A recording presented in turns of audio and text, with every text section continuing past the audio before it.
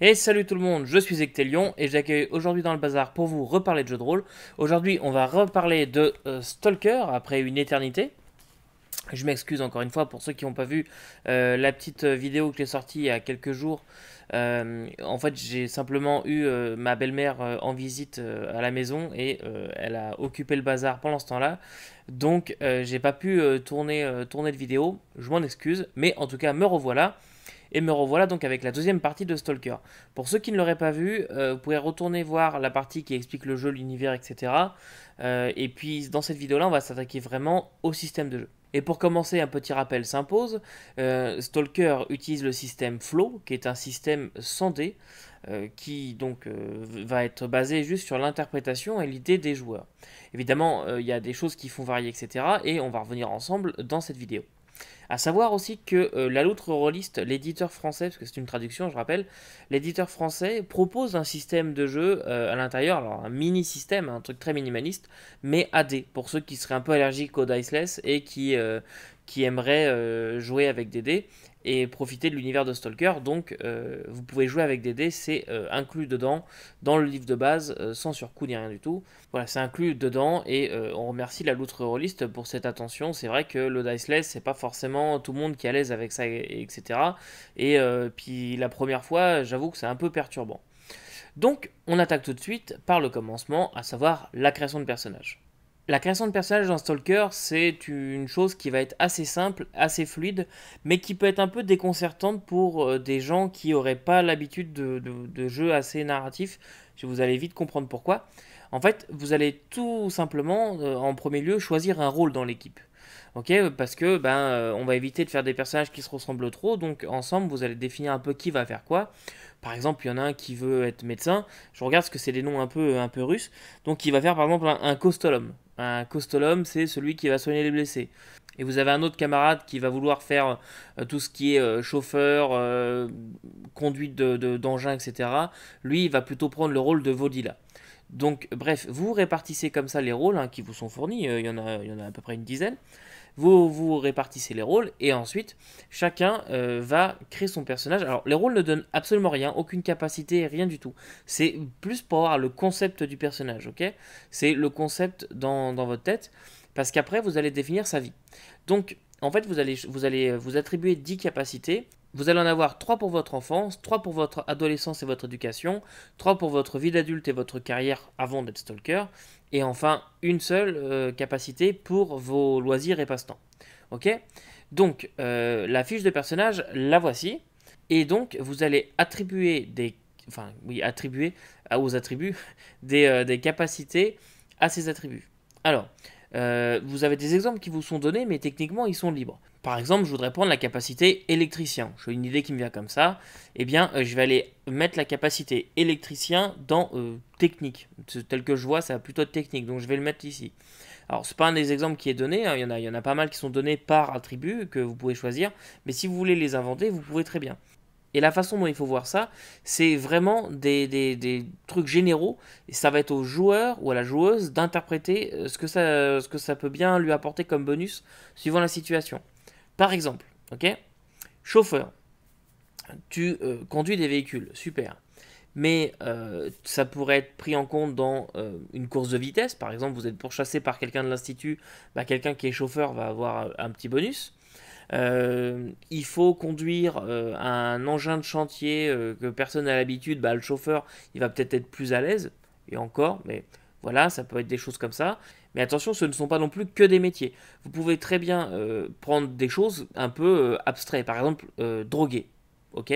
Alors, est-ce que tu as été drogué? Donc, est-ce que tu as une connaissance sur comment acheter de la drogue, dans quel coin, etc. Ou est-ce que tu as été dealer? Est-ce que tu sais comment en vendre, etc. Est-ce que tu as une connaissance des réseaux de drogue dans la région? Ou encore un autre exemple, la capacité réfugié. Réfugié, ça peut être je suis un réfugié des zones, donc à l'époque de la visite, j'habitais dans une zone et je suis un réfugié. Ou alors j'ai vécu beaucoup de temps où j'ai fréquenté beaucoup de réfugiés, ce qui fait que je vais pouvoir avoir accès à des informations. Je connais à peu près comment ça se passe dans ces milieux-là, etc., etc. Je vais savoir à qui parler, etc. Donc voilà, ce sont juste des capacités génériques que vous allez attribuer à vos attributs. Une fois que vous avez vos capacités, vous allez vous mettre des désavantages.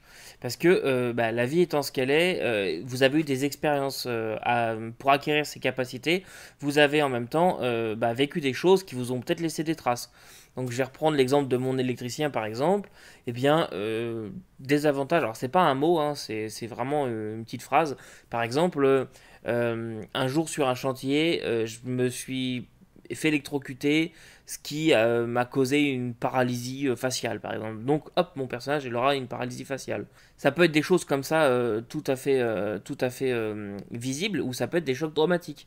Par exemple, je suis réfugié, j'ai perdu ma famille lors de la visite, et donc je suis actuellement à la recherche des derniers membres de ma famille que je n'ai pas revus, qui sont à l'époque restés dans la zone, et c'est pour ça que je vais y retourner aujourd'hui. Bah, ça peut être des trucs comme ça. Ou par exemple, j'ai pris la capacité pirate informatique. Voilà. Donc j'ai fait des actes de piratage informatique et aujourd'hui je suis recherché dans le monde entier pour avoir, je sais pas moi, hacké une base de données du gouvernement et donc je suis recherché activement. C'est pour ça que je suis devenu stalker. Ouais, donc vous avez un désavantage parce que vous êtes recherché, mais en même temps ça donne du corps à votre personnage, ça va lui donner voilà, de la substance.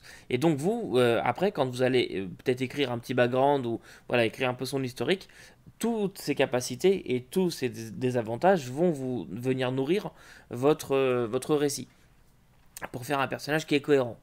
Bon, ensuite, vous allez lui marquer les choses un peu de base, sa taille, etc. Bref, des choses standards.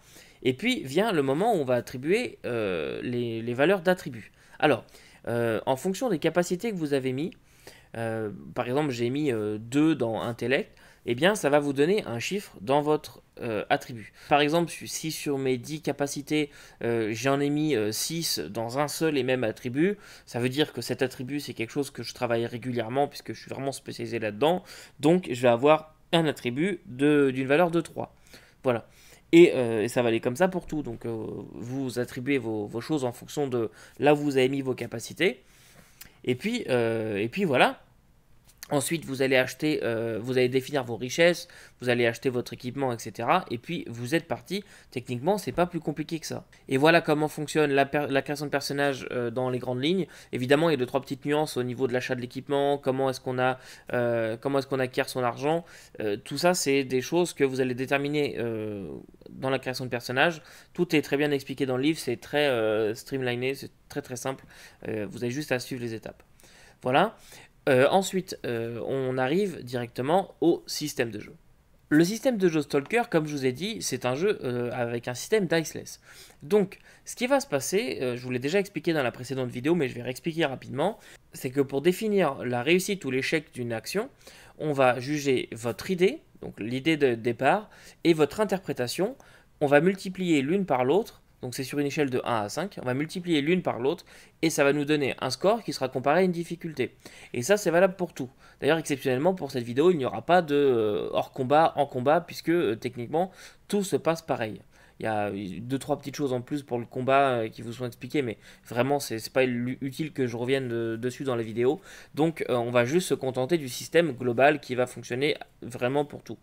Donc par exemple, il y a la voiture qui est en panne. Ok, on est devant la zone, la voiture est en panne. Et il faut absolument qu'on extrait l'artefact qu'on vient de récupérer et on a l'institut qui va bientôt arriver. C'est une situation un peu de stress. Mais heureusement, nous avons dans le groupe une mécanicienne. Donc, c'est la mécanicienne, normalement, supposément, qui va venir essayer de réparer la voiture. Donc, ce qui va se passer, c'est que, par exemple, le MJ lui décrit la situation en lui disant tu sens que quand tu essayes de démarrer, il y a comme quelque chose qui a l'air bloqué dans le moteur, il y a des bruits bizarres, etc. Voilà, ça ne veut pas démarrer. Bon, déjà, on a quelque chose.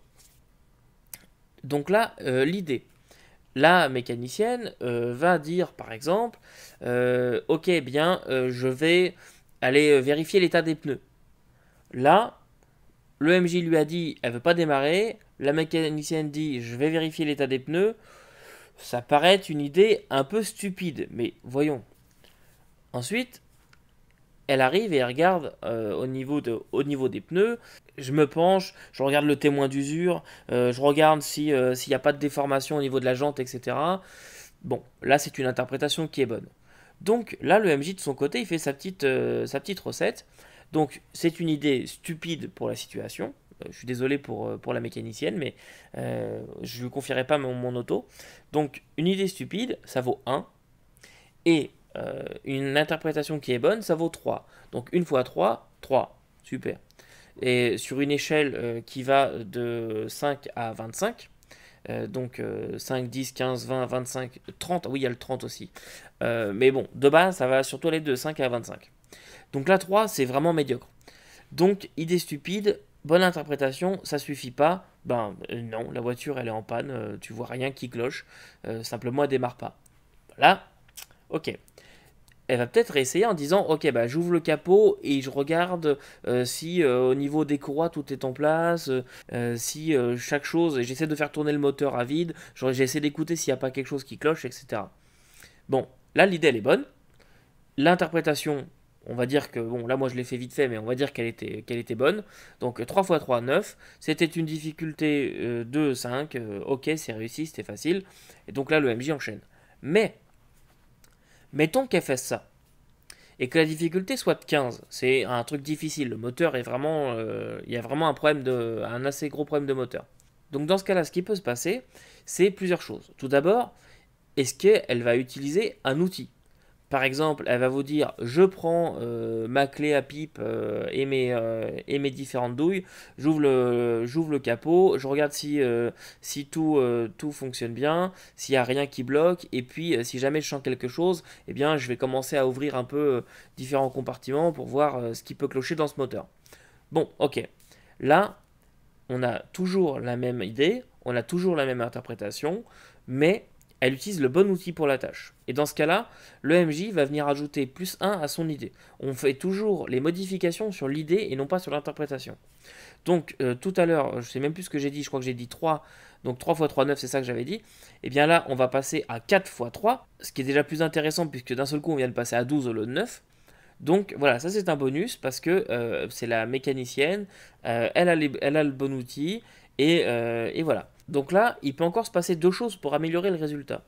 Les autres membres du groupe qui sont autour, au lieu de rester les bras ballants à dire et toi la mécanicienne répare l'auto, eh bien ils peuvent tout simplement l'aider. Donc ça peut prendre n'importe quelle forme, mais par exemple, il y en a un qui dit ah bah moi je vais venir t'aider, je vais t'éclairer. Donc, dans ce cas-là, ce qui va se passer, c'est que je vais encore une fois venir rajouter un bonus à mon idée. Donc, on était parti sur une idée à 3. Avec le bon outil, on est à 4. Avec l'aide, on est à 5. Ce qui fait que c'est déjà bien mieux encore comme résultat. Parce que maintenant, on est à 15. Et il peut encore se passer une chose, c'est que le joueur ou la joueuse décide de sacrifier un point d'un attribut pour améliorer, pour avoir le succès si vraiment elle n'est pas sûre. Donc par exemple, elle pourrait me dire, je vois tout de suite ce qui ne va pas, c'est un problème de courroie, je suis en train de corriger le problème, mais je me coince un doigt dans la courroie, ce qui fait que je me fais super mal. Hop, elle perd un point de physique, dans ce cas-là. Ça peut être un point de n'importe quoi, hein, c'est suivant la situation, là je dis physique, mais voilà. Elle vient de perdre un point de physique, ce qui fait que ça lui fait des dégâts si vous préférez. Et dans ce cas-là, eh bien, la tâche est réussie, parce qu'elle a sacrifié un point d'attribut pour pouvoir réussir.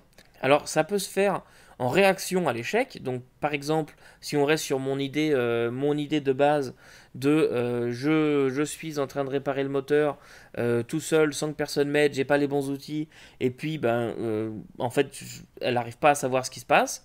Eh bien, le MJ donc, va lui dire tu regardes, mais vraiment, tu comprends pas du tout ce qui peut ne pas aller dans ce moteur. Et donc là, le joueur ou la joueuse peut très bien dire eh bien, je décide de sacrifier un point d'attribut physique et dire non, non, je vois ce qui va pas, c'est au niveau des courroies, je remets tout qui va bien en place, mais je me coince le doigt. Et là, voilà, il vient de dépenser un point d'attribut physique pour pouvoir avoir sa réussite et ça marche. Et de la même façon, pour aussi troquer vos points d'attributs, c'est à ça qu'ils servent en fait, parce que techniquement, ils n'ont aucun effet dans la mécanique de jeu à proprement parler. Vous allez les sacrifier en échange de quelque chose. Et quand vous en avez plus, eh bien, vous êtes assommé, vous êtes mort, vous êtes voilà, ça dépend des choses. Mais par exemple, ils sont autour d'une table, devant un puzzle, et ils ont aucune idée de ce qu'il faut faire, et ils se grattent la tête en se disant, mon Dieu, on va jamais y arriver.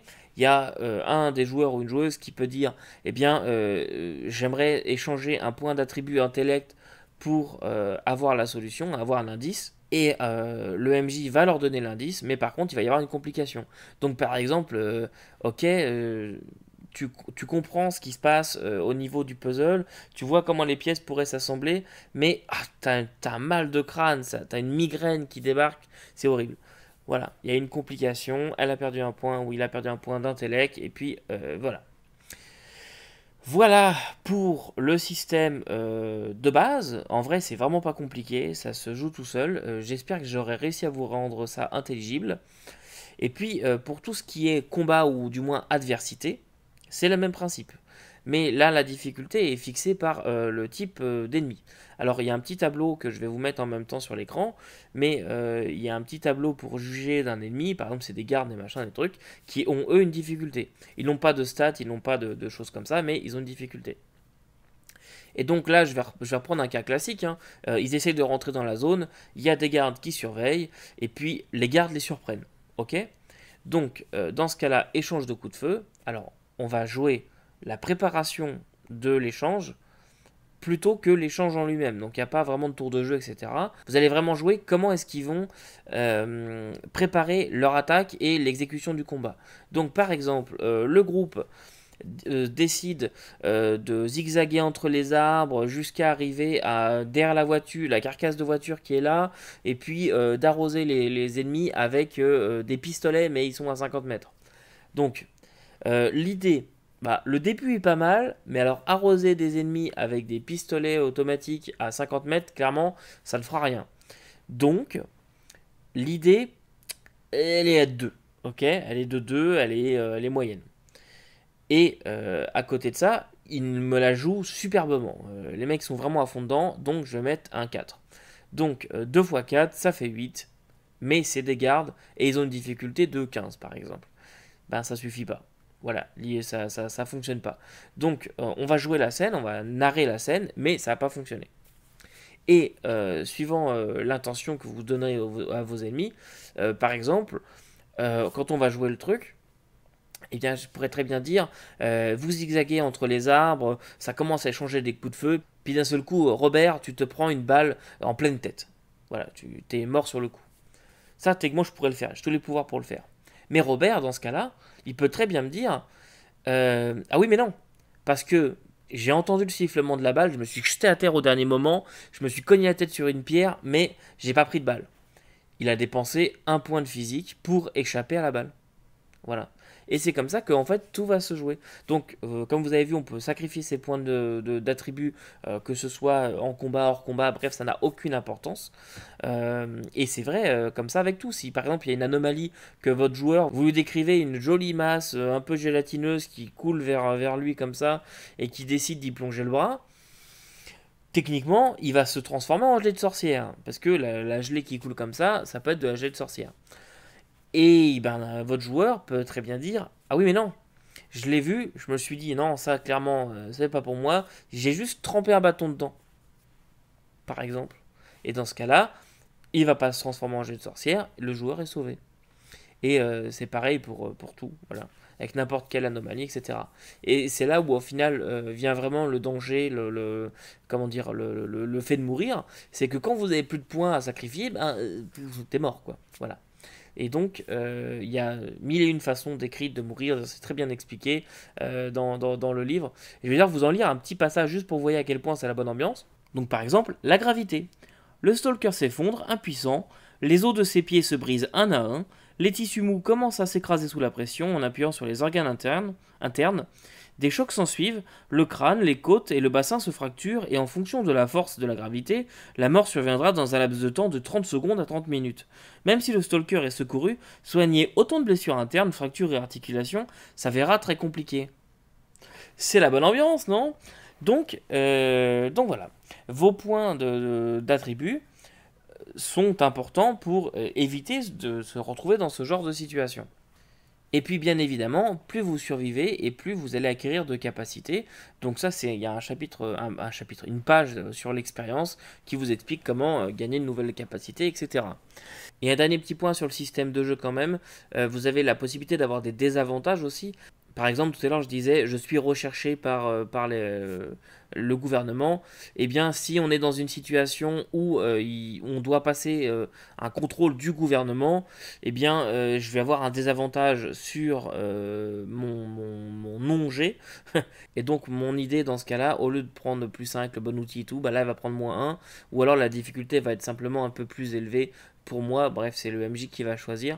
Mais voilà pour les désavantages. Vous avez donc des avantages, des désavantages qui vont faire varier vos ressources pour les comparer à la difficulté. Voilà pour le système de jeu en fait en soi. Je vais juste revenir un petit peu sur quelques petites choses qui se trouvent maintenant dans le livre pour vous aider. Dans le livre, vous allez pouvoir trouver pas mal de petites choses pour vous aider à donner vie aux zones, notamment des adversaires. Il y a un petit bestiaire, alors rien de bien fou, hein, mais de la faune mutante, des choses toujours très, très agréables à rencontrer. Et puis donc avec ce petit bestiaire, vous avez aussi des annexes qui vous permettent de générer des artefacts, des annexes pour générer des anomalies, des choses comme ça, avec des tableaux, je crois que c'est sur base de D20. Donc vous jetez un D20 et puis ça vous donne par exemple une anomalie caustique puis, qui est mouvante. Puis après, bah, à vous d'inventer. Donc si vous voulez en réinventer d'autres, vous avez la possibilité. Il me semble pas que je l'avais dit dans la première vidéo. Donc voilà, ça fait partie des choses qui sont fournies avec. Et puis évidemment, l'autre gros morceau qui est, enfin gros morceau, c'est assez rapide à lire, hein, mais l'autre morceau qui est fait par la Loutre Rollist, c'est le système AD. Donc le système AD, bah, en fait, ça change pas grand chose au jeu, tout reste compatible, évidemment, c'est un peu le but. Mais là, au niveau des dés, ce que vous allez faire, c'est que il y a quelques petites choses qui changent la création de personnages. Notamment, vous allez attribuer des dés à vos capacités. Donc, par exemple, tout à l'heure j'ai dit mécanicien, eh bien, mécanicien, je vais le prendre à D8. Alors, toutes les capacités vont avoir D6 par défaut, et puis votre mécanicien, dans ce cas-là, vous voulez le passer à D8. Donc, vous allez mettre D8 à mécanicien, par contre, il y en a une autre qui va passer à D4, une autre où vous êtes plus faible. Ok ? Et puis, ce qui va se passer au niveau des jets, c'est simplement, vous allez jeter un D10 plus votre dé de capacité. Donc, je reprends l'exemple de ma voiture. Je veux réparer le moteur. Jette un D10 plus mon D8 de mécanicien. Et il faut que je batte une difficulté. Toujours pareil que les difficultés du système sans dé. Voilà, en gros, ça change vraiment pas grand chose sur le reste. Tout est pris en compte. C'est un système qui fonctionne. Ça réinvente pas le monde du jeu de rôle. Mais en tout cas, c'est un système qui fonctionne bien et qui a quand même la possibilité d'être 100% compatible avec le reste. Je veux dire, ça crée pas d'incohérence, quoi. Il y a aussi une ou deux particularités qui sont développées dans le système de la loutre, notamment le concept de cicatrice. C'est un peu des désavantages que vous allez avoir. Voilà pour cette petite partie-là. Et puis écoutez, ma foi, je pense qu'on a fait à peu près le tour. On peut passer à la conclusion. En conclusion, qu'est-ce que j'en pense du système de jeu de Stalker ? Eh bien, je pense que c'est un bon système, le système Flow. Ça demande une ou deux parties, le temps de comprendre et de se mettre dedans, etc. Surtout quand on n'a pas l'habitude, comme moi, des systèmes sans dés. J'avoue que la première, pas trop compris. Mais bon, ça demande une petite gymnastique cérébrale. Et une fois qu'on est dedans, ça va très bien. Et puis c'est vraiment pratique et ça marche bien. Une chose, comme je le disais la dernière fois, c'est que le système, ben, il peut être très punitif sur les gens qui ont un peu de mal avec l'interprétation. Si on veut rester cohérent, on peut pas non plus être tout le temps gentil avec les gens qui ont un peu de mal. Donc voilà, je dirais que ça c'est pas forcément pour tous les joueurs et dans ce cas-là, peut-être préférer le système AD qui vient vous permet de vous cacher derrière les dés quoi. Voilà, peu importe que vous soyez timide, là vous faites votre jet de dés puis voilà. Je veux dire, quelqu'un qui a plus 5 en charisme dans Donjons et Dragons, ça peut être la personne la moins charismatique du monde. Ce que je veux dire, c'est que vos capacités réelles ne reflètent pas vos capacités dans le jeu. Et là, c'est presque le cas. Puisque si vous êtes mauvais en interprétation, vous allez être pénalisé par le système qui juge votre interprétation. Donc voilà, à voir avec vos joueurs et vos joueuses. Et puis, un dernier point aussi, la création de Stalker, je trouve qu'elle aurait été mieux si c'était une création de groupe. Par exemple, si ce concept de rôle. Oui, ok, on se divise les rôles, mais ça n'apporte rien en fait. Techniquement, dans le groupe, il n'y a personne qui va dire toi t'es tel nom en russe et toi tu t'occupes de ça parce que t'es le chauffeur et toi tu machin. Voilà, je trouve que ça aurait peut-être bénéficié de créer les stalkers en groupe. De faire vraiment cette création de groupe en fait. Là, le jeu ne part pas du principe que vous êtes une équipe soudée à la base. Alors que je pense que ça aurait pu être intéressant d'avoir une création de groupe d'une équipe de stalkers qui ait déjà fait peut-être une mission ensemble, qui soit déjà soudée. D'avoir au moins cette possibilité. Et ça aurait été sympa parce que ça aurait permis peut-être de leur développer un contact, de leur développer un repère, de leur développer une chose comme ça qui aurait été créée à la création du groupe. Et donc là, ce concept de rôle aurait été mieux intégré. En tout cas, je trouve. Voilà en tout cas ce que j'avais à vous dire sur Stalker, sur l'univers pour la vidéo d'avant et puis sur le système de jeu pour cette vidéo là. J'espère que j'ai été assez clair. Si jamais vous voulez voir du Stalker, si jamais c'est un jeu qui vous intéresse, n'hésitez pas à me le demander. Et puis voilà. J'espère que ça vous a plu. Et en attendant de nous revoir, j'espère dans pas si longtemps, n'oubliez pas que l'on ne peut pas tout lire et tout faire jouer, mais vous pouvez toujours essayer. Salut!